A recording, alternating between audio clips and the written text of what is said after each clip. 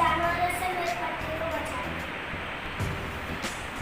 मैं बड़ा हो चुका हूँ, मुझ में बहुत सारे आम आ गए। बच्चे बूढ़ी जवान, मेरे आम बच्चे बूढ़ी जवान को पसंद है। सब मुझसे प्यार करते हैं। अस्सलाम वालेकुम, मेरा नाम है सायरा, मैं चौथी क्लास में पढ़ती हूँ। मैं नदी हूँ, मेरे बगैर आप लोगों की जिंदगी अधूरी है। आप मेरे बगैर जिंदा नहीं रह सकते। इंसान, हैवान, मर के पेड़ पौधों को भी मेरी बहुत अहमियत है। मैं इंसान की बुनियादों में ज़रूरतों में से हूँ, मैं सबकी प्यास बुझाती हूँ।